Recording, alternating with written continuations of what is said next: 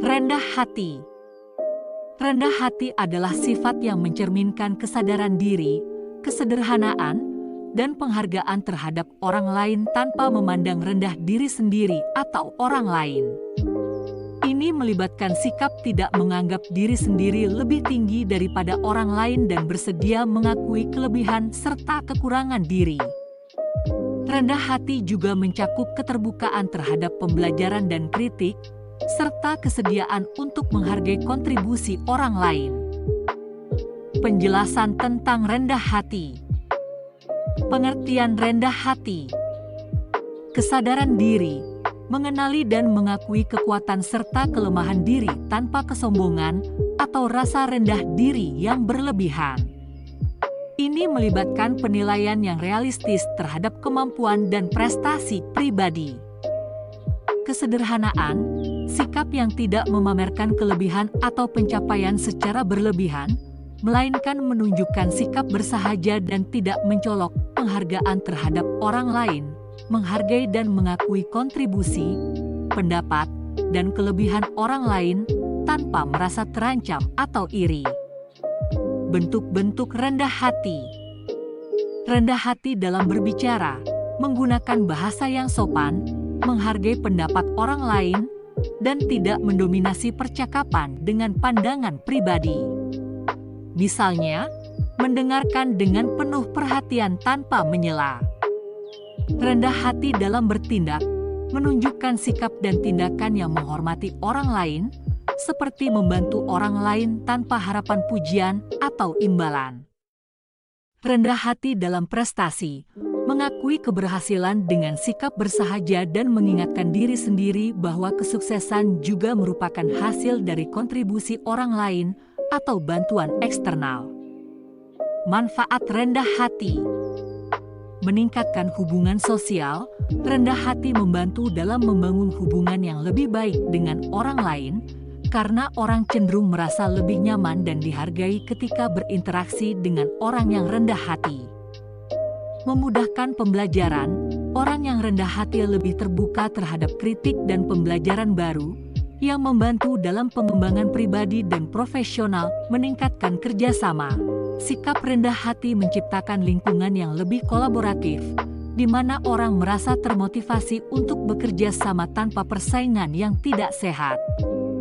Mendorong respek, orang cenderung lebih menghormati individu yang rendah hati, karena mereka dianggap lebih otentik dan tulus. Membangun keseimbangan emosional, rendah hati membantu seseorang mengelola ego dan menghindari perasaan superioritas atau inferioritas yang berlebihan. Tantangan dalam menerapkan rendah hati. Ego dan kesombongan, dalam masyarakat yang seringkali menekankan prestasi dan pengakuan, menjaga sikap rendah hati bisa sulit karena dorongan untuk menunjukkan kelebihan diri. Pengaruh eksternal, tekanan sosial atau lingkungan kompetitif dapat membuat seseorang merasa perlu untuk menunjukkan keunggulan atau kelebihan secara berlebihan. Perasaan rendah diri. Terkadang, perasaan rendah diri atau kurang percaya diri bisa disalahartikan sebagai rendah hati, padahal ini merupakan perasaan yang berbeda. Contoh-contoh rendah hati. Rendah hati dalam kepemimpinan.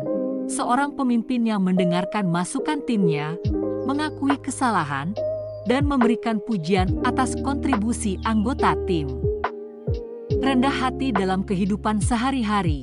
Seseorang yang tidak memamerkan kekayaan atau pencapaian, dan berinteraksi dengan orang lain dengan sikap hormat dan kesederhanaan. Rendah hati dalam pembelajaran. Mahasiswa atau profesional yang terbuka terhadap saran dan kritik dari rekan-rekan atau mentor, dan menggunakan masukan tersebut untuk memperbaiki diri. Mengembangkan rendah hati. Mengenali keterbatasan, secara sadar mengakui bahwa setiap orang memiliki kekuatan dan kelemahan, dan tidak ada yang sempurna.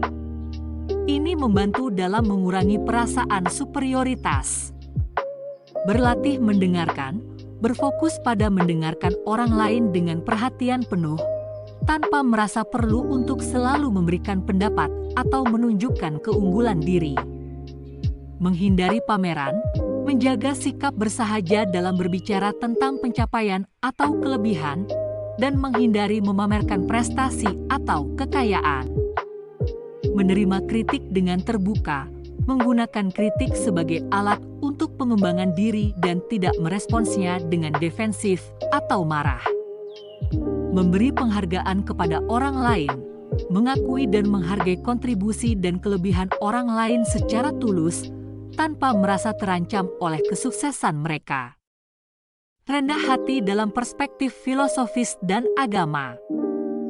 Filosofis, banyak filsuf memandang rendah hati sebagai kebajikan penting dalam mencapai kebijaksanaan dan pemahaman diri. Aristoteles, misalnya, melihat rendah hati sebagai bagian dari kebajikan keadilan dan temperance. Agama, rendah hati merupakan nilai penting dalam banyak tradisi agama. Dalam Islam, rendah hati adalah bagian dari akhlak mulia yang dicontohkan oleh Nabi Muhammad SAW. Dalam kekristenan, rendah hati adalah salah satu kebajikan utama yang diajarkan oleh Yesus Kristus. Agama Buddha juga mengajarkan pentingnya rendah hati sebagai bagian dari jalan menuju pencerahan dan kebahagiaan sejati.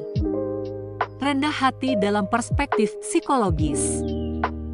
Pengendalian ego.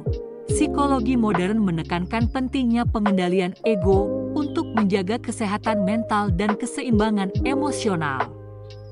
Rendah hati membantu seseorang mengelola ego dengan lebih baik, menghindari perasaan superioritas yang merusak.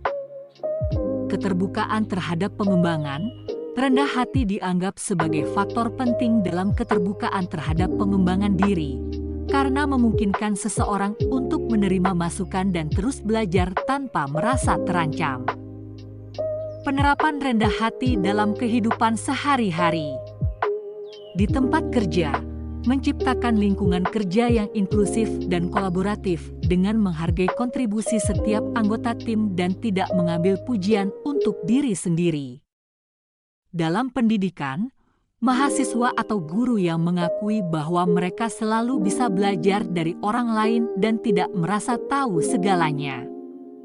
Dalam interaksi sosial, menunjukkan rasa hormat dan penghargaan kepada semua orang, tanpa memandang latar belakang atau status sosial mereka, dan tidak membedakan orang berdasarkan penampilan atau prestasi.